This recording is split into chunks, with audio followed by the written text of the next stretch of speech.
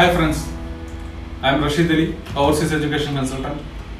ഇന്ന് ഞാൻ നിങ്ങളടുത്ത് ഡിസ്കസ് ചെയ്യാൻ പോകുന്നത് അഥവാ നിങ്ങളടുത്ത് ഷെയർ ചെയ്യാൻ ഉദ്ദേശിക്കുന്നത് വിദേശ മെഡിക്കൽ പഠനം ഉദ്ദേശിക്കുന്ന വിദ്യാർത്ഥികൾ ശ്രദ്ധിക്കേണ്ട ഒത്തിരി കാര്യങ്ങൾ ശ്രദ്ധിക്കണം. നിങ്ങൾക്കറിയാം, അതിൽ വളരെ ഇമ്പോർട്ടൻ്റ് ആയ ഒരു 10 പോയിന്റാണ് ഞാൻ നിങ്ങളടുത്ത് ഇന്ന് ഷെയർ ചെയ്യാൻ ഉദ്ദേശിക്കുന്നത്. ഓക്കെ, ഫസ്റ്റ് ഓഫ് ഓൾ നമ്മൾ ശ്രദ്ധിക്കേണ്ടത് നമ്മൾ ഉദ്ദേശിക്കുന്ന കൺട്രി, ആ കൺട്രിയിലെ യൂണിവേഴ്സിറ്റി NMC അഥവാ നാഷണൽ മെഡിക്കൽ കമ്മീഷനിൽ അവരുടെ വെബ്സൈറ്റിൽ ലിസ്റ്റ് ചെയ്ത യൂണിവേഴ്സിറ്റി ആണോ എന്ന് ഫസ്റ്റ് ഓഫ് ഓൾ നമ്മൾ ശ്രദ്ധിക്കണം. അപ്പോൾ അത് എങ്ങനെ ശ്രദ്ധിക്കും, അത് എങ്ങനെ ചെക്ക് ചെയ്യും എന്നെല്ലാം നമ്മൾ ഇതിന് മുമ്പ് വിശദീകരിച്ചതാണ്. എന്നാലും അതിന്റെ വെബ്സൈറ്റ് ആദ്യം MCA ആയിരുന്നു, മെഡിക്കൽ കൗൺസിൽ ഓഫ് ഇന്ത്യ ആയിരുന്നു. പിന്നെ അത് NMC-യിലേക്ക് കൺവേർട്ടായി. അതിന്റെ ഇപ്പോഴത്തെ വെബ്സൈറ്റ് www.nmc.org.in അതാണ് വെബ്സൈറ്റ്. അതിനകത്ത് നിങ്ങൾക്ക് കയറി കഴിഞ്ഞാൽ കൺട്രി ബേസ് ആൽഫബറ്റിക് ഓർഡറിൽ കൺട്രി ബേസ് യൂണിവേഴ്സിറ്റിയുടെ ലിസ്റ്റ് കൊടുത്തിട്ടുണ്ട്. അപ്പോൾ ആ ലിസ്റ്റിലുള്ള യൂണിവേഴ്സിറ്റി ആണോ എന്ന് പ്രത്യേകം ശ്രദ്ധിക്കുക. ദെൻ അതോടുകൂടെ തന്നെ ഈ യൂണിവേഴ്സിറ്റി അഥവാ നമ്മൾ പോകാൻ ഉദ്ദേശിക്കുന്ന യൂണിവേഴ്സിറ്റി WHO റെക്കഗ്നൈസ്ഡ് ആണോ, വേൾഡ് ഹെൽത്ത് ഓർഗനൈസേഷന്റെ വെബ്സൈറ്റിൽ ലിസ്റ്റ് ചെയ്തതാണോ, അതും നമ്മൾ എങ്ങനെയാണ് ചെക്ക് ചെയ്യുക എന്ന് ഇതിന്റെ മുമ്പ് കൊടുത്തിട്ടുണ്ട്. അതിന്റെ ലിങ്ക്സ് നമ്മൾ ഇതിന്റെ ഡിസ്ക്രിപ്ഷനിൽ കൊടുക്കുന്നുണ്ട്. നിങ്ങൾക്ക് അത് കയറി നോക്കിയാൽ കാണാൻ പറ്റും. ഓക്കെ, സെക്കൻഡ് പോയിന്റ്, നമ്മൾ ഉദ്ദേശിക്കുന്ന യൂണിവേഴ്സിറ്റിയുടെ programme fully English medium programme ആണോ എന്ന് ക്രോസ് ചെക്ക് ചെയ്യണം. കാരണം ബൈലിംഗൽ പ്രോഗ്രാംസ് ഉള്ള യൂണിവേഴ്സിറ്റികൾ ഉണ്ടാകും. ബൈലിംഗൽ എന്ന് പറഞ്ഞാൽ full of the programme 6 years ഡ്യൂറേഷനിലാണെങ്കിൽ അതിന്റെ ആദ്യത്തെ 3 വർഷം ഇംഗ്ലീഷ് ആയിരിക്കും. ദെൻ 3 വർഷം ഏതാണോ ആ കൺട്രിയിലെ ലാംഗ്വേജ് അതായിരിക്കും. അതിനാണ് ബൈലിംഗൽ എന്ന്. അങ്ങനെ ബൈലിംഗൽ പ്രോഗ്രാം ആണോ എന്ന് പ്രത്യേകം ശ്രദ്ധിക്കുക. നമ്മൾ എപ്പോഴും ചൂസ് ചെയ്യേണ്ടത് ഫുള്ളി ഇംഗ്ലീഷ് മീഡിയം പ്രോഗ്രാം ആണ്. കാരണം ആ കൺട്രിയിലെ ലാംഗ്വേജിൽ ഉള്ള മെഡിക്കൽ പ്രോഗ്രാംസ് അഥവാ ആ ലാംഗ്വേജിലാകുമ്പോൾ അവരുടെ അതിന്റെ ടേംസ് എല്ലാം തന്നെ അവരുടെ ലാംഗ്വേജിലായിരിക്കും ചിലപ്പോൾ പഠിപ്പിക്കുന്നുണ്ടാവും. അപ്പോൾ അത് പ്രത്യേകം ശ്രദ്ധിക്കുക. ഫുള്ളി ഇംഗ്ലീഷ് മീഡിയം പ്രോഗ്രാം ആണോ എന്ന് പ്രത്യേകം ശ്രദ്ധിക്കുക. ഓക്കെ, തേർഡ് വൺ, നമ്മൾ ഉദ്ദേശിക്കുന്ന യൂണിവേഴ്സിറ്റി, പോകാൻ ഉദ്ദേശിക്കുന്ന കൺട്രി, അതിന്റെ പ്രൊഫൈൽ, ഉദ്ദേശിക്കുന്ന കൺട്രിയുടെ പ്രൊഫൈലും അതുപോലെ തന്നെ ആ കൺട്രിയിലെ യൂണിവേഴ്സിറ്റിയുടെ പ്രൊഫൈലും ഒന്ന് ക്രോസ് ചെക്ക് ചെയ്യുന്നത് നല്ലതാണ്. അതിന്റെ ആ കൺട്രി എത്രത്തോളം ക്രെഡിബിലിറ്റി ഉള്ള കൺട്രിയാണ്, അതുപോലെ തന്നെ ആ യൂണിവേഴ്സിറ്റി, നമ്മൾ ഉദ്ദേശിക്കുന്ന യൂണിവേഴ്സിറ്റിയുടെ ക്രെഡിബിലിറ്റി, അതുപോലെ അതിന്റെ റാങ്കിങ്, അങ്ങനത്തെ കാര്യങ്ങളെല്ലാം ഒന്ന് ശ്രദ്ധിക്കുന്നത് നല്ലതാണ്. നമ്മൾ യൂണിവേഴ്സിറ്റിയുടെ ക്രെഡിബിലിറ്റി എന്ന് പറയുമ്പോൾ, യൂണിവേഴ്സിറ്റിയുടെ ഫെസിലിറ്റി എന്ന് പറയുമ്പോൾ എത്രത്തോളം അവിടെ ക്ലിനിക്കൽ ബേസ് ആണെങ്കിലും, അതുപോലെ കടാവർ സെക്ഷൻ, അതുപോലെ നമുക്ക് വേണ്ടത്ര ലാബുകളുണ്ടോ, അതെല്ലാം തന്നെ ക്രോസ് ചെക്ക് ചെയ്യുന്നത് നല്ലതാണ്. അതുപോലെ തന്നെ ആ യൂണിവേഴ്സിറ്റിയിൽ എത്ര ഹോസ്പിറ്റലാണ് അഫിലിയേറ്റ് ചെയ്തത്, അതുപോലെ ആ ഹോസ്പിറ്റലിന്റെ കപ്പാസിറ്റി എങ്ങനെ, പേഷ്യൻസ് ഫ്ലോറിലെ ഹോസ്പിറ്റലാണോ, ഓക്കെ, ഇത്തരം കാര്യങ്ങൾ ഒന്ന് ശ്രദ്ധിക്കുന്നത് നല്ലതാണ്. അതുപോലെ ഫോർത്ത് വൺ, നമ്മൾ ഉദ്ദേശിക്കുന്ന അഥവാ നമ്മൾ പോകാൻ ഉദ്ദേശിക്കുന്ന കൺട്രിയിലെ കോഴ്സ് ഡ്യൂറേഷൻ, അത് ഒരു ഇമ്പോർട്ടൻറ്റ് തിങ് ആണ്. നമ്മൾ ഉദ്ദേശിക്കുന്ന കൺട്രിയിൽ എത്രയാണ് കോഴ്സിന്റെ ഡ്യൂറേഷൻ, 6 years ആണോ, അതല്ല 5 years ആണോ, അതല്ല 5.5 ആണോ, അതിൽ ഇന്റേൺഷിപ്പ് ഇൻക്ലൂഡഡ് ആണോ, അതല്ല ഇന്റേൺഷിപ്പ് സെപ്പറേറ്റ് ആണോ. അപ്പൊ ഇത്തരം കാര്യങ്ങളെല്ലാം ശ്രദ്ധിക്കുന്നതാണ്. നമ്മൾ അതിന്റെ 5.5+ അതുപോലെ 5+5 years ദെൻ 5+1 തമ്മിലുള്ള വ്യത്യാസം എന്നുള്ളതിനെ പറ്റി പ്രത്യേക തന്നെ വീഡിയോ ചെയ്യുന്നുണ്ട്. അതിന്റെ ലിങ്ക്സ് അതിന്റെ താഴെ കൊടുക്കുന്നുണ്ട്. അത് കയറി കഴിഞ്ഞാൽ നിങ്ങൾക്ക് എന്താണ് 5 പ്രോഗ്രാം, അതുപോലെ 5+1 പ്രോഗ്രാം എന്താണ് എന്നുള്ള ഡിഫറൻസുകൾ മനസ്സിലാവും. ഓക്കെ, അപ്പോൾ നിങ്ങൾക്ക് ഉദ്ദേശിക്കുന്ന ഒരു 5 years പ്രോഗ്രാം ആണ് ഉദ്ദേശിക്കുന്നതെങ്കിൽ അങ്ങനത്തെ കൺട്രി ചൂസ് ചെയ്ത് ആ കൺട്രിയിൽ ആ 5 years കൊണ്ട് പ്രോഗ്രാം തീരുന്നുണ്ടോ എന്ന് പ്രത്യേകം ശ്രദ്ധിക്കുന്നത് നല്ലതാണ്. അതുപോലെ തന്നെ 6 years പ്രോഗ്രാം ആണെങ്കിലും 5 years പ്രോഗ്രാം ആണെങ്കിലും ആ ഡ്യൂറേഷനിൽ പ്രോഗ്രാം തീരുന്നുണ്ടോ എന്ന് പ്രത്യേകം ശ്രദ്ധിക്കണം. ഓക്കെ, അതല്ല 5 years എന്ന് പറഞ്ഞാൽ 6 years 7 years ആവുകയാണെങ്കിൽ നമുക്ക് ആ 5 years ചൂസ് ചെയ്യുന്നതുകൊണ്ടുള്ള ബെനിഫിറ്റ് കിട്ടില്ല. അതുപോലെ 6 years പ്രോഗ്രാം ആണെങ്കിലും 6 years കൊണ്ട് പ്രോഗ്രാം തീരുന്നുണ്ടോ എന്ന് പ്രത്യേകം ശ്രദ്ധിക്കാം. അഥവാ അതിന് ഇന്റേൺഷിപ്പ് ഇൻക്ലൂഡഡ് അല്ലെങ്കിൽ ഒബ്വിയസ്ലി നമ്മുടെ നാട്ടിൽ വന്നിട്ട് സെപ്പറേറ്റ് ഇന്റേൺഷിപ്പ് നമ്മൾ ചെയ്യേണ്ടതായിട്ട് വരും. ഓക്കെ, ഫിഫ്ത്ത് പോയിന്റ്, നമ്മൾ ഉദ്ദേശിക്കുന്ന യൂണിവേഴ്സിറ്റിയിലുള്ള പ്രീവിയസ് സ്റ്റുഡൻസുമായിട്ട് നമ്മൾ ഇന്ററാക്ട് ചെയ്യുന്നത് നല്ലതാണ്.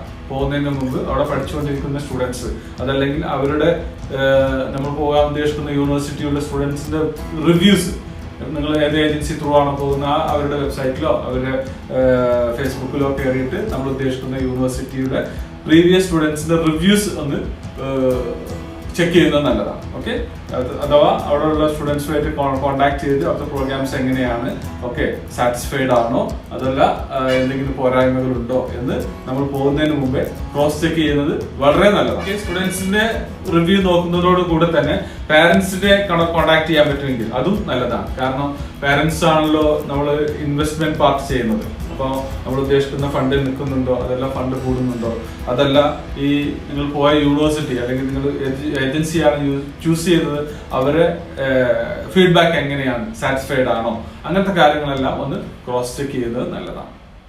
6th പോയിന്റ് FMG നിങ്ങൾക്കറിയാം, അഥവാ ഫോറിൻ മെഡിക്കൽ ഗ്രാജുവേഷൻ എക്സാമിനേഷൻ. അതല്ലെങ്കിൽ നെക്സ്റ്റ് ഇനി അങ്ങോട്ട് നെക്സ്റ്റ് എക്സാമിലേക്ക് കൺവേർട്ട് ആവാണ്. അപ്പോൾ ഈ FMG എക്സാമിന്റെ റിസൾട്ട് നിങ്ങൾ ഉദ്ദേശിക്കുന്ന യൂണിവേഴ്സിറ്റിയിൽ എത്രത്തോളം റിസൾട്ട് ഉണ്ട്, ബാച്ച് പാസ് ഔട്ടായ യൂണിവേഴ്സിറ്റിയിലേക്കാണ് നിങ്ങൾ പോകുന്നതെങ്കിൽ ആ യൂണിവേഴ്സിറ്റിയിൽ എത്രത്തോളം പാസ് റേറ്റ് ഉണ്ട്.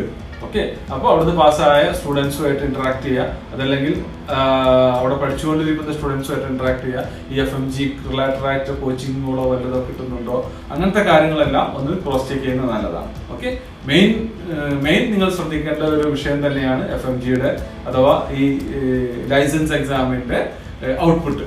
ഓക്കെ, അപ്പോൾ നിങ്ങൾ ഉദ്ദേശിക്കുന്ന ജസ്റ്റ് നിങ്ങൾ ഏത് ഏജൻസി ത്രൂ ആണോ ഉദ്ദേശിക്കുന്നത് ആ ഏജൻസി ഈ കോച്ചിങ് റിലേറ്റഡ് ആയിട്ട് എന്തെല്ലാം സപ്പോർട്ട്സുകൾ പ്രൊവൈഡ് ചെയ്യുന്നുണ്ട്. അതല്ലാതെ ജസ്റ്റ് അഡ്മിഷൻ എന്നുള്ള നിലയ്ക്ക് മാത്രം ഒരു ഏജൻസിയെ ഡിപ്പെൻഡ് ചെയ്യാതെ ത്രൂ ഔട്ട് പ്രോഗ്രാം കഴിയുന്നവരെ ഇവരെ സപ്പോർട്ട് കിട്ടുന്നുണ്ടോ എന്നുള്ള കാര്യങ്ങൾ കൂടെ ക്രോസ് ചെക്ക് ചെയ്യുന്നത് നല്ലതാണ്. ഓക്കെ, ഈ FMG അത്രയ്ക്കും ഇമ്പോർട്ടന്റ് ആയതുകൊണ്ടാണ് ഞാൻ FMGയുടെ കാര്യം പറയാൻ കാരണം. ഓക്കെ, അതുപോലെ FMGയുടെ കാര്യം പറയുമ്പോൾ FMG പാസ്സായ ഇപ്പോൾ ഞാൻ അയച്ച തന്നെ അഥവാ എജുസോൺ ത്രൂ പോയ ഒത്തിരി ഡോക്ടേഴ്സിന്റെ ഫീഡ്ബാക്കുകൾ നമ്മുടെ യൂട്യൂബ് ചാനലിൽ തന്നെ കുറെ നമ്മൾ അപ്ലോഡ് ചെയ്തിട്ടുണ്ട്. അതെന്തിനാന്ന് വെച്ച് കഴിഞ്ഞാൽ നിങ്ങൾക്ക് അതിന്റെ സീരിയസ്നെസ്സും അതുപോലെ അതിന്റെ അവയർനെസ് കിട്ടാൻ വേണ്ടിയിട്ടാണ്. ഓക്കെ, അതുപോലെ 7th one വളരെ ഇമ്പോർട്ടന്റ് പോയിന്റ് ആണ്. 7th one financial part. നമ്മൾ ഉദ്ദേശിക്കുന്ന യൂണിവേഴ്സിറ്റിയുടെ ഫീസ് സ്ട്രക്ചർ അഥവാ ട്യൂഷൻ ഫീസ് എത്ര, ഒരു ഓവറോൾ എമൗണ്ട് നമ്മൾ കാൽക്കുലേറ്റ് ചെയ്യാതെ സെപ്പറേറ്റ് പോകാൻ ഉദ്ദേശിക്കുന്ന യൂണിവേഴ്സിറ്റിയുടെ ഫീസ് എത്ര, ആനുവൽ ഫീസ് എത്ര, അഥവാ സ്റ്റാർട്ടിംഗ് ഫീസ് തന്നെയാണോ എൻഡ് വരെ. ഇപ്പൊ ചില യൂണിവേഴ്സിറ്റികളുടെ സ്റ്റാർട്ടിംഗ് ഫീസ് കുറവായിരിക്കും, ദെൻ ഇയർ ബൈസ് ഇൻക്രീസ് ചെയ്ത് വരും. അതെ, അങ്ങനത്തെ കാര്യങ്ങൾ ശ്രദ്ധിക്കുക. ഈ ഫീസ് ഇയർലി എത്ര വരുന്നു, അതല്ല സെമിസ്റ്റർ ആണെങ്കിൽ സെമിസ്റ്റർ ഫീസ് എത്രയാണ് ഫീസ് വരുന്നത്. അതുപോലെ തന്നെ അതിന്റെ അഡീഷണൽ ആയിട്ട് ഇപ്പോൾ ഫുഡിന് എത്ര വരുന്നു, അതുപോലെ ഹോസ്റ്റൽ ഫെസിലിറ്റീസ് അതിന് എത്ര പെർ ഇയർ വരുന്നു. അതിനെല്ലാം പുറമെ ചില അധികം ആളുകളും റിവീൽ ചെയ്യാത്ത വേറെ എന്തെങ്കിലും അഡീഷണൽ എക്സ്പെൻസ് വരുന്നുണ്ടോ. ഫോർ എക്സാമ്പിൾ എല്ലാ വർഷവും ചിലപ്പോൾ നമുക്ക് വിസ റിന്യൂ ചെയ്യേണ്ടി വരും, അതുപോലെ ഇൻഷുറൻസ് റിന്യൂ ചെയ്യേണ്ടി വരും, അതുപോലെ റെസിഡൻസ് പെർമിറ്റ് എടുക്കേണ്ടി വരും, അതുപോലെ ഓരോ ഇയറും എത്ര ബുക്സിന് എക്സ്ട്രാ എക്സ്പെൻസ് വരുന്നു. ഇത്തരം കാര്യങ്ങളെല്ലാം, അതുപോലെ തന്നെ ട്രാവലിംഗ്, അതൊക്കെ നമ്മൾ കാൽക്കുലേറ്റ് ചെയ്യണം. കാരണം നമ്മൾ ഒരു പ്രോഗ്രാമിന് ഇറങ്ങുന്ന സമയത്ത് ഒരു ഓവറോൾ എക്സ്പെൻസ് എത്ര വരും എന്ന് നമ്മൾ എപ്പോഴും കാൽക്കുലേറ്റ് ചെയ്യുന്നത് നല്ലതാണ്. എന്നാലും നമുക്ക് അക്യുറേറ്റ് പറയാൻ പറ്റില്ല, കാരണം ഡോളർ ആയതുകൊണ്ട് അങ്ങോട്ടും ഇങ്ങോട്ടും വേരിയേഷൻസ് ഉണ്ടാവുമെങ്കിലും ഒരു ഓവറോൾ ഒരു അറ്റ് പ്രസന്റ് ഉള്ള ഡോളർ റേറ്റ് വെച്ചിട്ട് ഏകദേശം എത്ര വരും എന്നൊരു കാൽക്കുലേഷൻ ഉണ്ടാവുന്നത് നല്ലതാണ്. ഈ ഫിനാൻഷ്യൽ പാർട്ട് പറയുമ്പോൾ പ്രത്യേകം ഇപ്പോൾ നമ്മളിങ്ങനെ കാൽക്കുലേറ്റ് 20 lakhs അല്ലെങ്കിൽ 25 lakhs ആണെങ്കിലും അഗൈൻ 2 lakhs നമ്മൾ എക്സ്ട്രാ കാണണം എന്നാണ് ഞാൻ എപ്പോഴും പറയുന്നത്. വെച്ചാൽ അക്യുറേറ്റ് പറയാതെ ഇത്ര 20 lakhs കൊണ്ട് തീരുന്നതാണെങ്കിൽ ഒരു 22 lakhs നിങ്ങൾ എന്ത് ചെയ്യണം, ഓവറോൾ കാണണം. കാരണം ഒരു എക്സ്ട്രാ കണ്ടു കഴിഞ്ഞാൽ ഇവൻ നമുക്ക് താഴോട്ട് വരികയാണെങ്കിൽ കുഴപ്പമില്ല. അതല്ല നമ്മൾ ഫണ്ട് ഇത്രയാണ് നമ്മൾ ഉദ്ദേശിച്ചത് അതിന്റെയും മുകളിലോട്ട് പോകുമ്പോഴാണ് നമ്മളെ പ്ലാൻ എല്ലാം തെറ്റിപ്പോകുക. അപ്പോൾ ഒരു ഓവറോൾ ഒരു എക്സ്പെൻഡിച്ചർ നമ്മൾ കാൽക്കുലേറ്റ് ചെയ്യുന്നത് നല്ലതാണ്. 8th point safety. കൺട്രിയുടെ സേഫ്റ്റി എത്രത്തോളം ഉണ്ട്, എസ്പെഷ്യലി ഗേൾസിനൊക്കെ അയക്കുന്ന കൺട്രി ആണെങ്കിൽ അല്ലെങ്കിൽ ആ കൺട്രി എത്രത്തോളം സേഫ് ആണ് എന്നുള്ള കാര്യം നമ്മൾ വളരെ ശ്രദ്ധിക്കുന്നത് നല്ലതാണ്. ഓക്കെ, എസ്പെഷ്യലി ഗേൾസ് എന്നല്ല ഏത് വിദ്യാർത്ഥി, ഗേൾസ് ആണെങ്കിലും ബോയ്സ് ആണെങ്കിലും അതായത് ഈ സേഫ്റ്റിയുടെ കാര്യം പറയുമ്പോൾ ഹോസ്റ്റൽ ഫെസിലിറ്റീസ് നമ്മൾ പ്രത്യേകം ഹൈലൈറ്റ് ചെയ്യണം.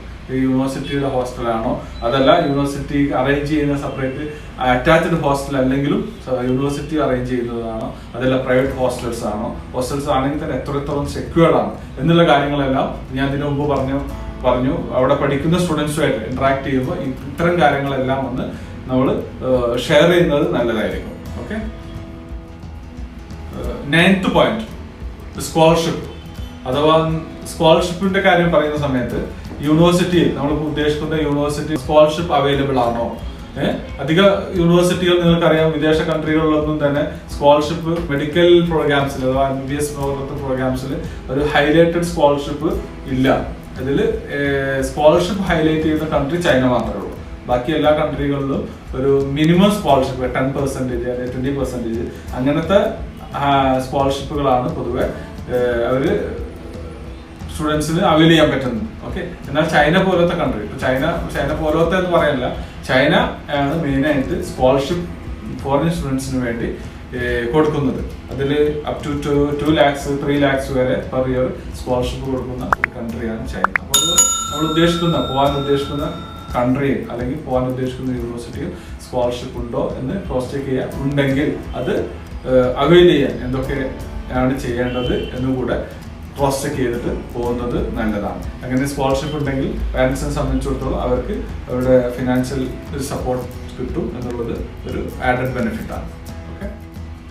10th പോയിന്റ്, അത് വളരെ ഇമ്പോർട്ടൻ്റ് ആണ്. കാരണം ഏജൻസി ക്രെഡിബിലിറ്റി, നിങ്ങൾ വിദേശത്തേക്ക് പോകാൻ ഉദ്ദേശിക്കുന്ന ഏജൻസി, ഏത് ഏജൻസി ത്രൂ ആണോ പോകാൻ ഉദ്ദേശിക്കുന്നത് ആ ഏജൻസിയുടെ ക്രെഡിബിലിറ്റി, ഏജൻസി രജിസ്റ്റേർഡ് ഏജന്റ് ആണോ, അതുപോലെ ഈ ഫീൽഡിൽ എത്രത്തോളം അവർക്ക് എക്സ്പീരിയൻസ് ഉണ്ട്, എത്രത്തോളം പ്രവൃത്തി പരിചയമുണ്ട്, അതുപോലെ തന്നെ അവരുടെ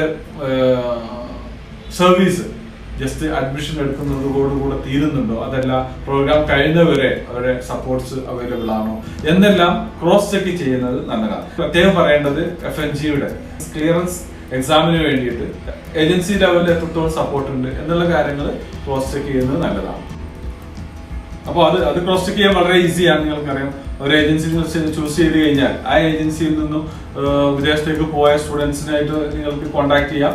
എന്നിട്ട് അവർ എത്രത്തോളം സപ്പോർട്ടീവ് ആണ്, ഓക്കെ, എത്രത്തോളം സപ്പോർട്ടീവ് ആണ്, ത്രൂ ഔട്ട് ഇയർ അവർ സപ്പോർട്ട് കിട്ടുന്നുണ്ടോ, അതല്ല ജസ്റ്റ് അഡ്മിഷൻ എടുക്കുന്നതോടുകൂടെ തീരുന്നുണ്ടോ എന്നുള്ള കാര്യങ്ങൾ ക്രോസ് ചെക്ക് ചെയ്യുന്നത് വളരെ നല്ലതാണ്. ഓക്കെ. അപ്പോൾ ഞാൻ ഈ പറഞ്ഞ 10 പോയിന്റുകൾ വളരെ ഇമ്പോർട്ടന്റ് പോയിന്റ്സുകൾ മാത്രമാണ് ഞാൻ പറഞ്ഞത്. നിങ്ങൾക്കറിയാം, ഇതിലും കൂടുതൽ കാര്യങ്ങൾ ശ്രദ്ധിക്കേണ്ടതുണ്ട്. എന്നാലും വളരെ ഇമ്പോർട്ടന്റ് ആയ 10 പോയിന്റ്സ് ആണ് ഞാൻ നിങ്ങൾക്ക് ഷെയർ ചെയ്തത്. അപ്പോൾ ഇത്രയും കാര്യങ്ങൾ നിങ്ങൾക്ക് മനസ്സിലായിട്ടുണ്ടാവും. ഇത് റിലേറ്റഡ് ആയിട്ട് നിങ്ങൾക്ക് എന്ത് ഡൗട്ട്സ് ഉണ്ടെങ്കിലും നിങ്ങൾക്ക് എന്നെ വിളിക്കാം. എൻ്റെ നമ്പർ ഇതിന്റെ കൂടെ കൊടുക്കുന്നുണ്ട്. മാത്രമല്ല, നമ്മുടെ ഈ ചാനൽ സബ്സ്ക്രൈബ് ചെയ്യാത്തവരുണ്ടെങ്കിൽ ദയവായി സബ്സ്ക്രൈബ് ചെയ്യുക. അതുപോലെ തന്നെ ബെൽ ബട്ടൺ പ്രസ് ചെയ്യുകയും ചെയ്യാം. കാരണം ബെൽ ബട്ടൺ നിങ്ങൾ പ്രസ് ചെയ്താൽ നിങ്ങൾക്ക് നമ്മുടെ അപ്ഡേഷൻസ് നമ്മൾ എല്ലാ ദിവസവും ഏകദേശം ഓരോ പോയിന്റ്സുകൾ വെച്ചിട്ട് അപ്ലോഡ് ചെയ്യുന്നുണ്ട്. ആ അപ്ഡേഷൻസ് നിങ്ങൾക്ക് കിട്ടാൻ വളരെ നന്നായിരിക്കും. ഓക്കെ. ഇനി നമുക്ക് ഇതുപോലുള്ള ടിപ്സുകളുമായി ഇനിയും കാണാം. Okay, by.